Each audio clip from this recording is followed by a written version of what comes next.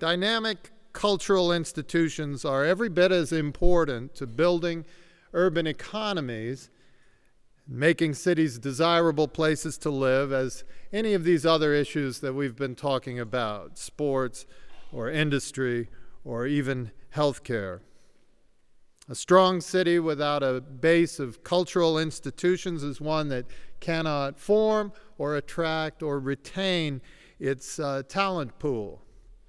A city without a meaningful cultural commitment is a city that's offering its citizens less than they deserve and need to prosper in the urban environment. Our next panel will discuss and tell us why culture matters so much in this urban age and how its too often untapped potential can help us build community and in turn strengthen the economy. This panel will also look at the importance of urban culture to a city's brand identity, if you will, how weaving culture into the vital life of an urban area will attract human and financial capital that all 21st century American cities will need to succeed. There is one change to the program. Unfortunately, Mayor Wharton of Memphis has been delayed because of emergency business at the City Council, which does not sound good to any of the mayors out there. I mean, that can't be good. But instead, the mayor's former special assistant, Carrie Hayes, will be here to speak on his behalf. So, assuming that the microphones are on and working, let's first welcome Carrie Hayes from Memphis. He's the leader of a strategic consulting firm there. Yeah, all right, they're ready. And from New York City, Joy Bailey Bryant, who is Principal Consultant for Cultural Planning at Lord Cultural Resources. From Vancouver, Canada, Jim Wright, the Director of Opera America and the Vancouver Opera.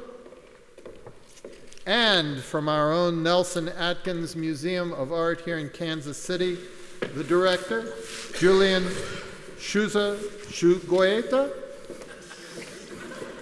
80%. 80% I'll take, I will take. And our moderator, Peter Witte, who is Dean of the Conservatory of Music and Dance at the University of Missouri, Kansas City, UMKC. Thank you.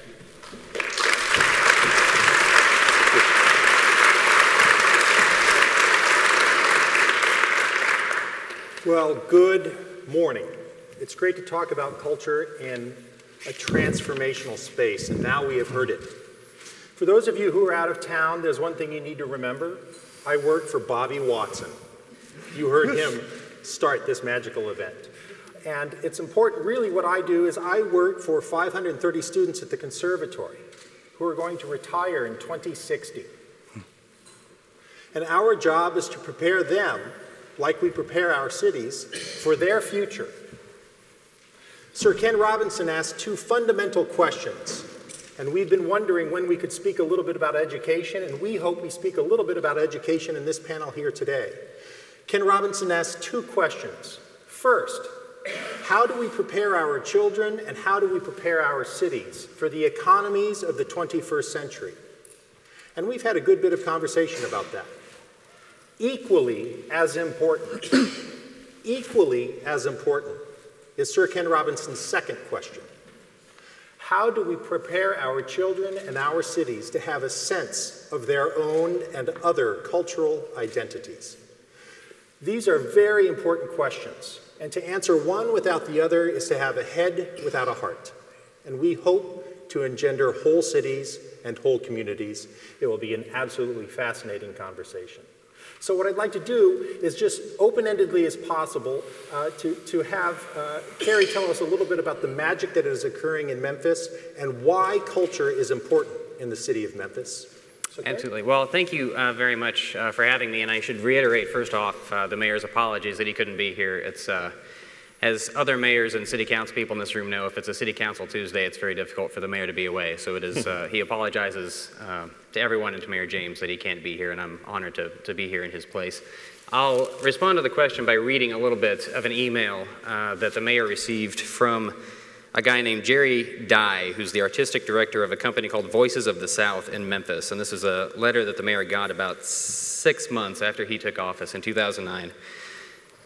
Jerry says, I take my work as a creative very seriously. That's why I chose to do it here in Memphis. Why? Because it is unlike any place I've ever known. I've had the pleasure of living all over the United States and major metropolitan cities. I've tasted success and had many adventures along the way, but all paths led me home. Artists like me come to Memphis to live and work because in Memphis, everything seems possible.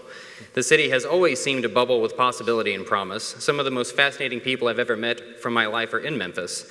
In fact, I always say that you haven't really visited Memphis until you've sat on someone's front porch and just talked the night away. Stories happen here, they grow, they live here, people dream here. That's why artists come to Memphis. And I just love that quote. And Jerry's a friend of mine, in full disclosure. But I love it not because it's a commercial for Memphis, which I think it's a great one, but because it sort of speaks to, and it's not even a testimony about the arts, but it's a testimony about cities and about connection and interaction and people relating to one another on a very deep level, which is the entire reason I think people live in cities and organize in cities. And to use the arts as such a driver for that just speaks so deeply to what has always interested me about the arts and why I was so focused on making sure it was part of what we did when I worked for the mayor several years ago. Fantastic. Joy, you told us a little bit about some of the specific stories in Chicago and elsewhere that you see, the connection, the value that the arts provide citizens and cities as a whole. Tell us a little bit about that. Thanks, Peter. One of the things that we talk a lot about is what culture can do for cities. Sometimes we use the terms, how can a city help culture? But what's really important is how can culture promote the values, the understandings, the needs, the goals of a city. For instance, we talk about general public civic goals, the need to have better public safety. If you're attempting to make sure that your roads are safer, if you can cooperate with artists and cultural organizations in the community, are there opportunities to create more visually appealing, striking crosswalks? That's a really simplistic kind of idea, but the opportunity to plan for your entire city culturally, using culture to achieve all of these different goals. You want better schools.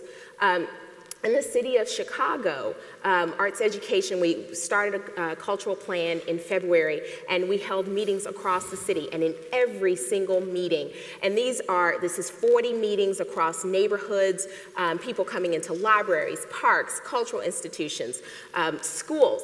Every single meeting, arts education was the most important piece, and how can we use culture to improve our schools? And the biggest thing that came away, we said, what are we going to do? We can, as a part of that process, we started the arts education plan. The city launched the arts education plan with the result that of the extended school day that Chicago schools will now have, 50 minutes of every K through 12 students week 50 minutes of that week will be dedicated to some type of arts program. And that's important because it actually, we know through research that will elongate the amount of time that students are engaged with schools. A student that's not particularly good at math or interested in math and may want to leave school may still be interested in an arts activity. They want in drawing, in music, whatever it is that keeps them in school for longer. So that's a way of increasing education.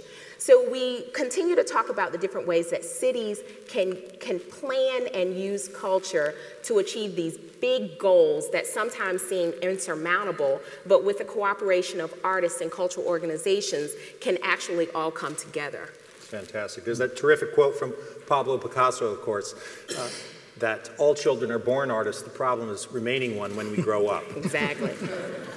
The fantastic renaissance that we are experiencing here in Kansas City in the arts. This is really a time for the ages for the arts in Kansas City. Just a few feet away is a new home for the Lyric Opera. They also have a new production home in the Crossroads, and as you swing east, we come into this hallowed ground in America, the 18th and Vine Historic Jazz District. And the reason that things are possible, the reason that things are so juicy for the arts here in Kansas City right now is because people like Jim helped make it possible. Jim was with the Lyric Opera in a few years back, shall we say, and is now in another city that's pretty wonderful, Vancouver. So tell us a little bit about the ability that the arts provide cities to make national and international relationships possible. Great.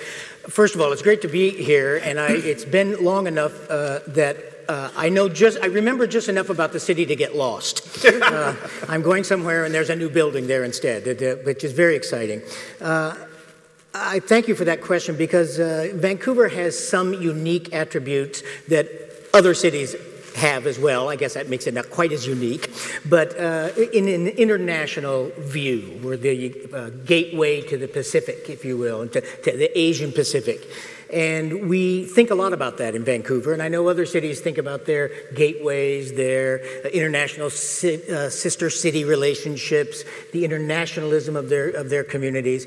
The arts, I think, are very specially placed to help us learn about not only ourselves and our own cultures, our own histories, but also those of other people.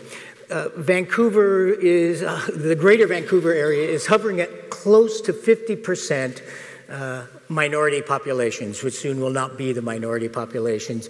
Probably 40% are Asian ethnicity. Some are first generation, some are second, some are third. Some are there for 5 years, some are there for a year for ESL studies. Some family roots go back 200 years. But how arts can talk about and communicate with other cultures, with other countries, with other cities, I think can play a unique role in helping those cities develop those international ties that they're looking for. And I'll give one example briefly for now. When we presented the Canadian premiere of Nixon in China, an opera about just what it sounds like, we worked with universities, with think tanks, with the Asia Pacific Foundation, with business leaders and civic leaders on a 10-day festival of examining the American, Canadian, and Chinese diplomatic history, and involved so many different kinds of people in that conversation that really helped our own residents understand the history and the importance of this relationship that will continue to be only more important from a business perspective for Vancouver over the next 2 generations. It's amazing. Amazing. We know a little something about Nixon in China here in Kansas City as well. It was my production. There we go. Partnerships, absolutely. Speaking about the issue of diversity, we know that in my child's lifetime, there will be a transformational shift in terms of the population of America. We will become gloriously diverse in the next 70 years. And those of you who are from out of town will probably experience a little bit of Kansas City barbecue and a little bit of Kansas City jazz while you're here. And so we see that culture and food are ways for us to get to know one another. When I'm eating your food and you're listening to my music, there's something very powerful that's happening. And a great asset for the nation and certainly for us here in Kansas City is my friend and colleague Julian Zugazagoitia. Tell us a little bit about how you see the museum bringing people together and bringing diverse cultures together. Well, first of all, I'm delighted to be here talking about cities and museums. And museums, and especially a museum like the Nelson-Atkins, which is an encyclopedic museum, was first and foremost born out of the generosity of a man who thought not that he was not a collector. Mr. Nelson was not a collector. He's the founder of the Kansas City Star. He was a maverick in the city at the turn of the 19th to the 20th century. But he was always focusing, whether it was with his newspaper and with his philanthropy, in making the city better. There's a quote that I don't remember exactly, but he said, I arrived and this city, it was not paved. I want to leave it paved. And I want to build a museum because great cities have a facility that is a civic force in making a city better. So we were born out of that mentality, which is great. And I think the DNA of museums carry. And today, as an encyclopedic museum representing all cultures, what place on earth can be better than a museum that is like the visual library of cultures at their height, cultures when they have surpassed themselves. And sometimes in a gallery, and people sometimes don't realize, you have the Greek and Roman. Well, you had enemies, you people who fought, but what you have is the best embodiments of their spirit, of their mind, of their creativity. And I think a museum is a place where, if you see it in that way, it is a place of inspiration, a place of solace, but most of it also is a place of self-discovery. Because one of the great things about the arts and about culture is that you don't need to give anything about yourself. You can always add up. You know, you can collect passions about Greek art and you don't have to hate modern art for that matter. On the other side, you can love modern art and little by little discover other passions. And in a way, it puts you in context in the world. So I think museums in today's world are the place of authenticity also. In a world that we're also digitally connected and that we can access everything, it is one of the rare places where you're confronted really with something that maybe was done a few months ago or 5,000 years ago, and it is in dialogue there, and it is calling our physical body. You know, what's the difference between seeing a beautiful image of a painting or a great work of art? Is that when you're in front of a painting, when you're in front of sculpture, you know that Caravaggio painted it, and he had more or less the same body we have. And so if it's big or it's small, it talks to our physical connection. So there's a sensitivity very important in that. And what I would just end is saying, we're working, one of the issues that you were mentioning is diversity. Well, the museum always is a place to embody that diversity, invite for tolerance and self-discovery.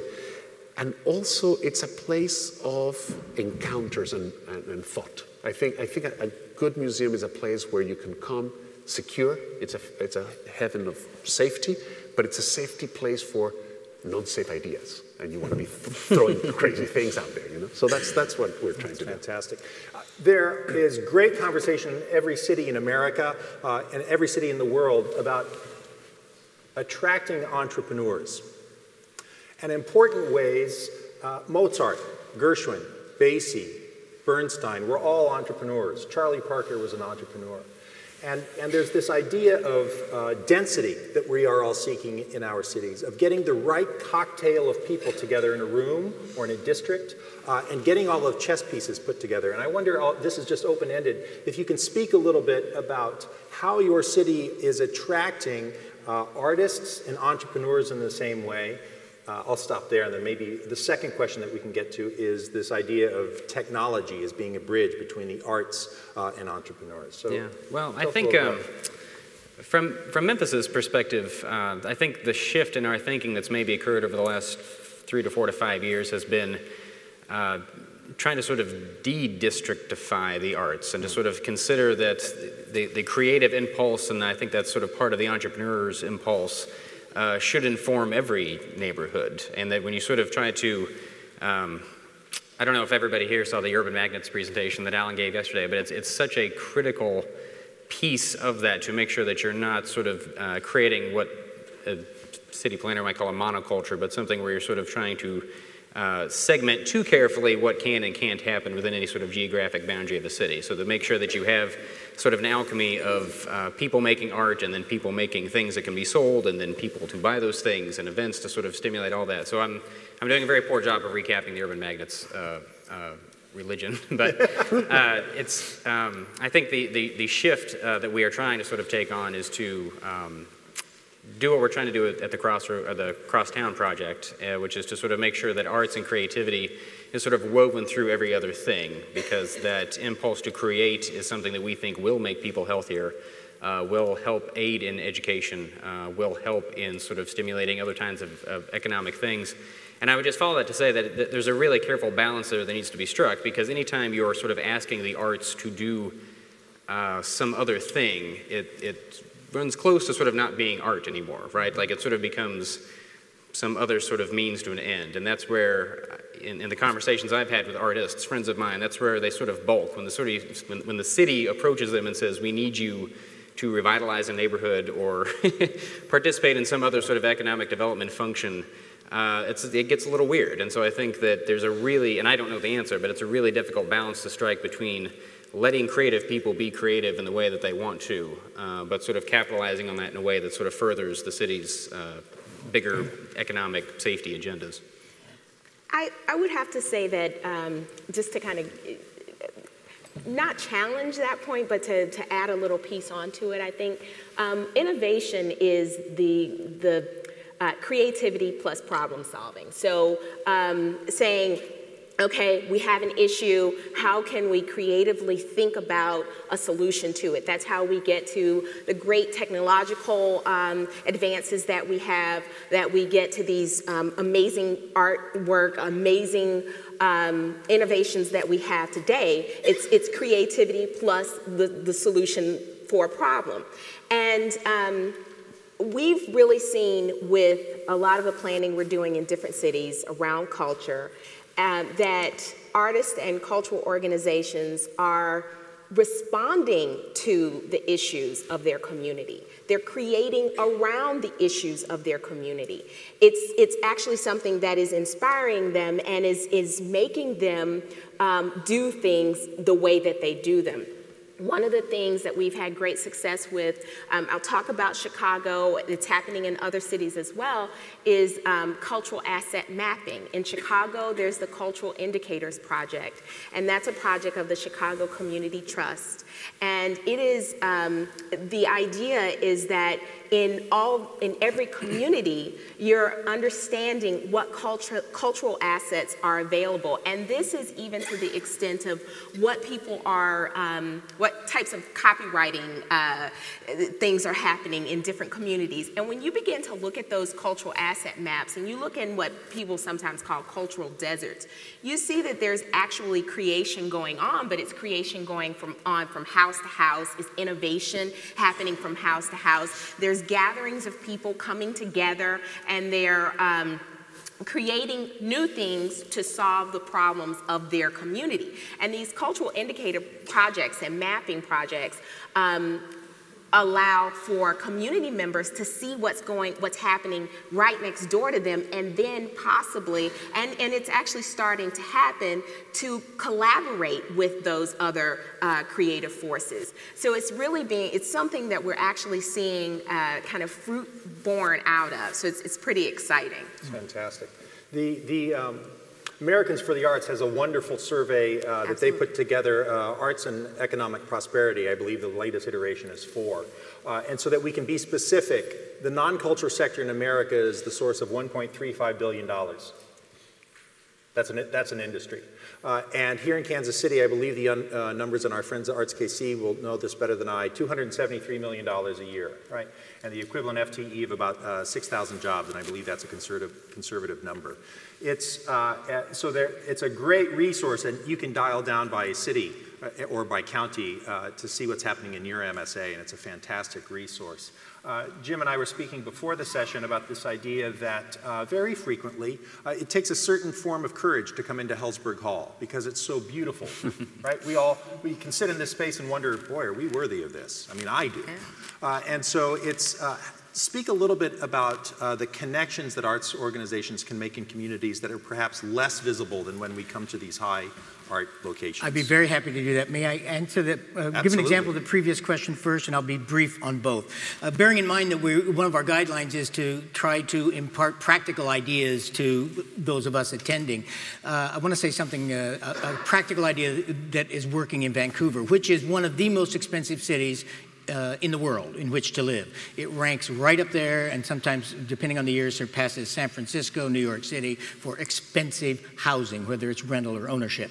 And I want to link that to what you said earlier about entrepreneurship. You know, we know artists are entrepreneurs, and that's well understood. But the difference with other entrepreneurs is they don't have access to venture capital money. They don't have access to somebody funding their idea. One of the things that the city of Vancouver's government has done is taken a bold step in subsidizing, or let's say finding less expensive housing and studio space and helping artists with housing costs and studio costs, which are often the same thing. They live in their studio, but they're all together in an old warehouse, and they don't mind somebody else's piano and somebody else's drum and somebody else's smell of paints. So that's a very practical thing that cities can do to help retain their artistic capital, is to help with some costs like that.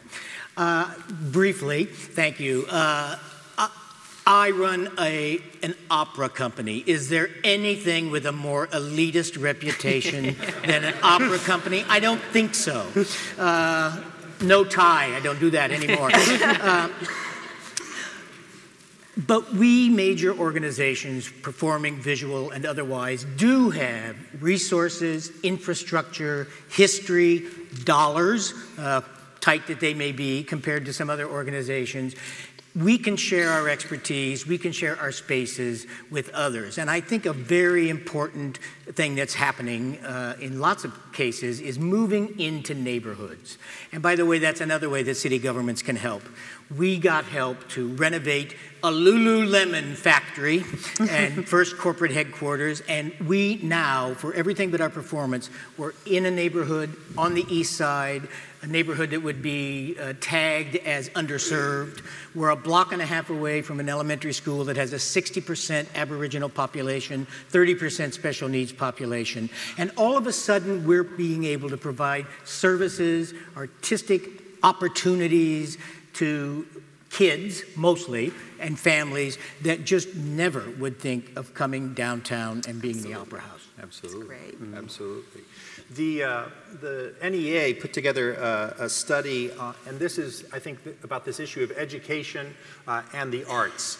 If you love cities, and we all do, we understand that we must invest vigorously in urban education. And just quickly, low-income students who had arts-rich experiences in high schools were more than 3 times as likely to earn a BA as low-income students without those experiences. We're all shaking our head yes. Now listen to this. A decade ago, 100% of high-poverty secondary schools offered music instruction. Only about 80% do so today. Right? So we know what works. But the issue is, what's the first thing that gets cut? And where's the first place it gets cut?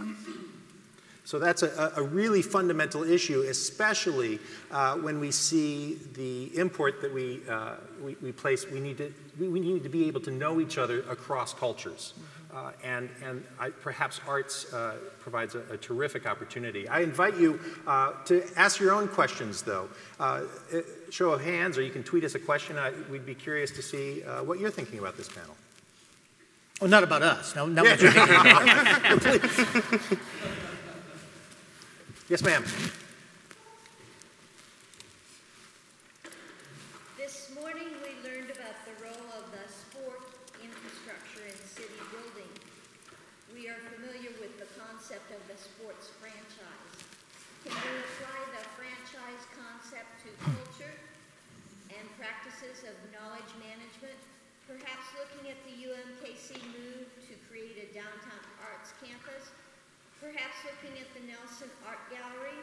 What can Julian teach us about the planned Guggenheim franchise at Mascar City in the United Arab Emirates for a low carbon footprint near Abu Dhabi? Is the Nelson's Electromediascope experimental film series possibly pointing us in the direction of interactive TV for cultural exchange? You have 30 seconds. Wow. Wow, it's a very vast question, but let me let me rebound on two things. A little bit of what we're saying also about education, and definitely education is one of the predictors of success in throughout life, of also exposure, early exposure to the arts is one of those. One of the things that few of these reports say, because is that people are happier too. You live longer. I mean, there are many intangibles that are. Let me just read you one quote from the frontispiece of the museum. Art and culture nurture. No. Sorry. No, but we have a beautiful quote on our building, and I thought I had it here.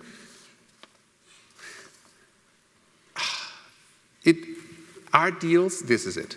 Art deals with the things forever incapable of definition. And the thing is that, and we have all the economic impacts, and we've always, and a little bit like you were saying also, some artists don't want to be instrumentalized. There are, and all of us together, as whether we're elected officials, whether we're arts administrators, I think what we have not totally formulated is the best way of sharing our pleasures for the arts with the people who have not yet bought into it. So I think, and I'm articulating this because it's something that I struggle tremendously. And we generally talk in forums where everybody's passionate about the arts because we tend to gather together, or we tend to have those things. And so the question is, how do we articulate the values of the arts for those who have not yet recognized them? And of course, the earlier we bring a lot of children and school children to the museums or to the cultural events because things started happening. There's no better moment than when a child comes to the museum after they've come with their classes, bringing their parents and becoming the tutors of their own parents. That's magic. To address some of the questions that you were so brilliantly posing, what I can say is that Electroscope was a series of new media experiments that has been going on almost for 20 years at the Nelson. When it started 20 years ago, new media was really new media. Today you have to think how museums or how cultural institutions think of new media when new media is being produced by everyone. At every cell phone or every iPad, you can be creating at this time a movie or blogging it. And so I think our relationship to creativity is shifting. The new generations are expecting a different dialogue, definitely more participatory. So actually one of the questions as a cultural institution is, how do we, on the one side, maintain everything that all of our patrons have come to love about a museum, and as I was saying earlier, that is a safe haven for perhaps the most introspective moments that you can be with yourself, self-discovery, also that you can be with friends and talk. But the new generation also now wants to blog it, share it, take a picture. So very pragmatic things. Before it was forbidden to take pictures. Today we allow to take pictures. It was linked to copyright issues. It was linked also to the disturbance. So we're trying to make the museum the platform of exchange and nurturing the dialogue that new generations are expecting and are equipped to do. But I think also we have to be prepared to see a new form of creativity unleashed by this generation that we're just nurturing right now. Fantastic. Can I Absolutely.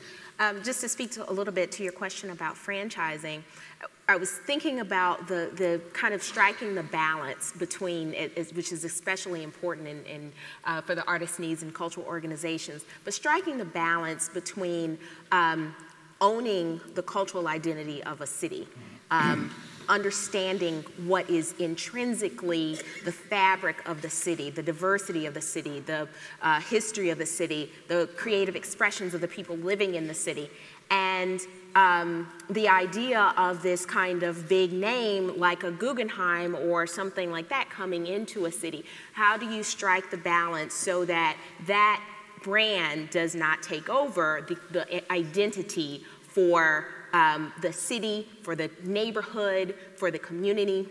To one more time talk about Chicago, because they had a lot of, this was a 10-month process, and it had a lot of fruit to it. But in that process, it was a neighborhood-based engagement process, and one of the things that happened was that a lot of the people who participated thought that the city was always giving to the downtown loop large, you know, the Lyric Opera, the Joyce, I mean, all of the different, the Joffrey Ballet, the large downtown institutions. And they were very concerned about the neighborhood institutions. And the partnerships that came out of the conversations that started in the process, and many of these institutions were actually doing this before the planning process started. But still striking the balance between, for instance, a lyric opera going into a neighborhood. The lyric opera is not going to take over that neighborhood. The participation is going to be from the people who are in the neighborhood.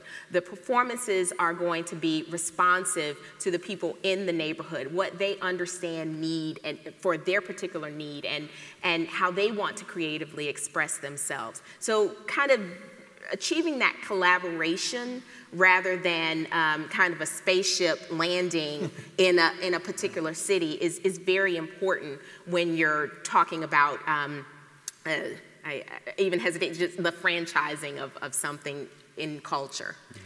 I'd like to riff a little bit on the idea of franchising too, because certainly for performing arts organizations, there's a great fear about what's happening with broadcast media. For example, you can go to the movies and see the season of the Metropolitan Opera broadcast, and you can see the great ballet companies of the world and the great symphony orchestras of the world, and we're worried about that because, let's see, do I want to spend $120 and dress up and be there exactly at 7:30 when I'm supposed to be and find a parking place, or do I want to spend $10 on a DVD and be in my bathrobe and have a glass of wine? I choose the latter more often. But I think there's something that kind of franchise, I think we need to remember that we, as local producers, and I'm sure you have similar things to talk about in that regard, you can go to the movies and you can see the Met's Magic Flute, and it'll be one of the great magic flutes sung by a great international cast. But what that won't do is what we did, and other opera companies do similar things. We produced Magic Flute using our own Aboriginal First Nations artists, First Nations for Indians in Canada, and worked with our Aboriginal First Nations populations on a new Magic Flute that's all Mozart's music and Mozart's and Schickenader's story, but that talked about the values of the First Nations on the west coast of Canada. Mm-hmm. The Met won't do that, and other franchises won't do that, and we can all add value in our own communities, and we should remember that and try to tailor our work as much as we can, not throwing out Mozart and Verdi, but tailor that work to say something. Our tagline is, demonstrate the relevance of opera to 21st century British Columbians. Mm-hmm. So it's the global, in the sense that you have to be local and global at the same time. Now, I just wanted to interject on the fear of the digital world. And of course, I mean, we're all not knowing where this is going. And I had this conversation recently, actually, and about Peter Gale putting in every theater, and in Kansas City we can see the operas. And all of a sudden, I've been reading some research that if you're consuming digitally art, you're more likely, 3 times more likely, to go out and see a live performance and everything. Great. And as I was reading this article, all of a sudden it hit me. I was a victim of that too. I hated opera. Because you know what? I couldn't understand a word. Up to, I don't know if that happens to you, but I speak 6 languages, but. That could be an advantage. And the first opera that I saw in one film was Losse's version of Don Giovanni. So I'm dating myself. But it was the first time it had subtitles. Now, thank God, technology has caught every theater opera you have, and I can read. For me, that was very important. And now I love opera. So technology helped in bridging that. So I think, again, we should not be afeared. Any way that people consume our artistic products will open more ways then to capture them somehow or another. There's this fantastic Missourian, Clay Shirky, who is now at NYU, and one of his terrific quotes is that the moment we're living through today, in the 21st century, is the most expressive moment in human history. And that's a really remarkable point because it places technology in the future and the arts all together. Where do we learn? Where do we practice this idea of expression? And it's through the arts. And so there's this really fantastic confluence that's happening. Proof positive, you know, in important ways, creativity is the muscle of the 21st century. Some other questions that you have. We've got about 5 minutes left. Yes, sir. Sherry Ripple, Kansas City. I'm a development lawyer. Are you actually the mayor of Memphis? I'm not. Let's be very clear on that point. I didn't think you looked like the mayor. He's a great deal more handsome than I I'm am. sure you're a great guy. I have a question. I have my moments.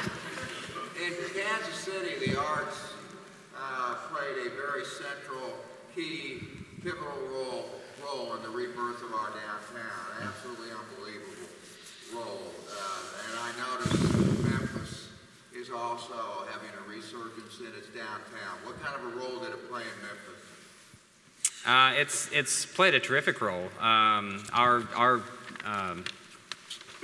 Performance Arts Center downtown is the Cannon Center, which opened, I believe, in 2002. That's before my time a little bit. On the other end of downtown, we have the Orpheum Theater, which is a sort of traditional Broadway touring house. And then around there, you've got the neighborhood where I work now is called the South Main Arts District, which is sort of a traditional old warehouse district that's now being renovated to include galleries and loft apartments and so forth. And we're actually making a big investment. One of the last things I worked on before I left City Hall was working with a nonprofit out of Minneapolis called Art Space that I'm sure a lot of people are familiar with that does exactly what you were saying. They come in and they take old buildings and they renovate them so that there's low-cost apartment living for artists. So I say all that to say those are three really good examples. It's very much a work in progress, and it's very much a situation still where for all the arts progress we make downtown, there's a significant amount going on in the Crosstown neighborhood, which you don't know Memphis, but it's about 5 miles east of downtown.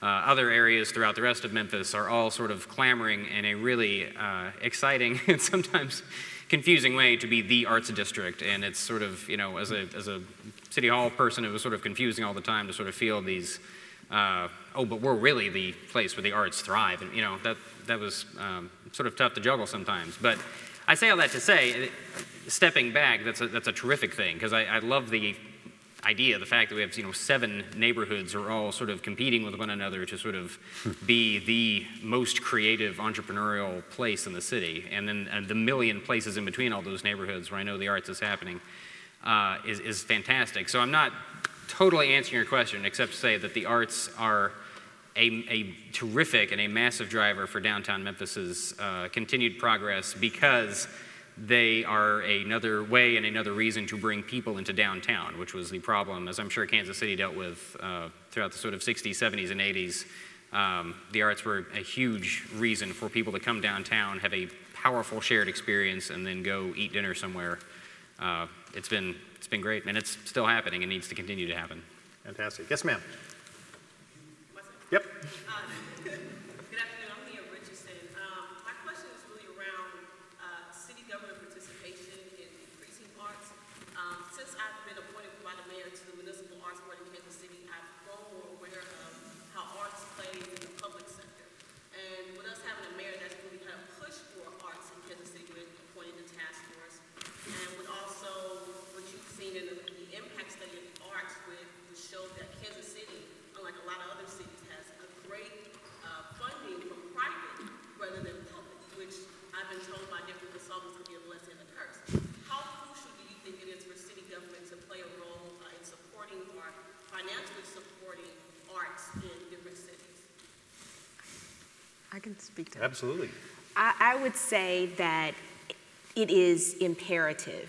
The city takes the lead or is the lead for the way that the city government takes the lead for the attitude that the city, private, industry, everyone, and actually the viewpoint that the perspective that people have for the city outside of the city all comes from the attitude of the city government. Now, in reality, because we're all doing much more with much less, you can actually crossways the way or you can mitigate the way that support, the word support, is approached in your city. The example that I used earlier about improving road safety with the use of artists, or not the use of artists, but cooperating with artists, strike that totally, cooperating with artists to improve road safety, that actually came from Mayor Emanuel. He said, we repaved 10% of our roads last summer. We spent that money. That money was spent. Why do the lines on the road have to be white? Why can't they be purple lines? People would absolutely notice purple lines. So the point here is that this is money, there's money that's going to be spent for transportation, money that's going to be spent for healthcare, for education. What can we do? What can the city governments do to incorporate or to include artists, cultural organizations, creative industries, absolutely creative industries, with the work that the city is doing every day anyway? Yeah, and can I just follow? I think the biggest thing, not the biggest thing, an incredibly important thing is that the mayor verbally and frequently talk about the arts and recognize them as an important factor in his city's progress and growth. And I'm so thrilled to hear that your mayor understands that and seems to be incredibly knowledgeable about what the arts are doing for his community. Ours certainly is, and that is a tremendous validator and sort of moral boost to the arts community that they are very sensitive to. Mayor Rahm Emanuel is a trained ballet dancer. Absolutely. True fact. Yeah. Yes. Absolutely. Question. We've got about 30 seconds, so go speed round. Okay, I'll be quick. Given that there's constraints to city budgets, given that there's programmatic development that everybody wants and education programs that people want, what role does outside budgeting and programming, what role does collaboration play between not only cultural fixtures, but the other parts of the city we've heard about over the last couple of days? Julian, I'll use an example if I may, and tell me if I'm wrong, but shortly after you arrived, there was a Kansas City Chiefs emblem put out on the lawn. And I think that's such, I thought that was just an interesting way to show the dots connected between the city. And so that's not a budgeted item, that's not an expense, but how does collaboration fit into this? Okay. Well, actually, yes, the idea is that by bringing together resources, and we're very fortunate to be in a city that is tight, a community that is very close, but I was asked recently to reminiscence of one thing that moved me in the cultural sphere. And it is actually, and I was writing about it, a collaboration that the Conservatory and the Nelson-Atkins has, and so we bring performers or students or musicians, and we had the pleasure of having in the galleries Vincent Cole, one of the greatest tenors and who happens to be a native Kansas Citian, not only sing, but then reminiscence that for him that space was very meaningful in his thinking about rejoice of hope. And so those are the great moments. And those moments happen because we're all talking to each other and collaborating. And I think it's a way, sometimes collaborations are a bit more complex. When you're doing something by yourself, it's very easy to plan. When it's 2 or 3 partners, it takes more time. But the front loading, the time you invest in creating those opportunities are multiplied by 10. So I just would cautious always go into a collaboration knowing that it will take more time on the front end, but that working brings incredible things, and this is one of the many Absolutely. things and we're doing in the city together with the culturals, with the science, with the libraries. Yeah. It's fantastic. As we close and go on to the next session, there's a terrific quote that sums it up so succinctly by Robert Shaw, the great American conductor, that the arts are not the privilege of a few, but a necessity of us all. Thank you, folks. Thank you. Thanks, Gary. Wow, a pleasure. And I enjoyed so much your Nixon in China. Yes. Well, thank you. Thank you.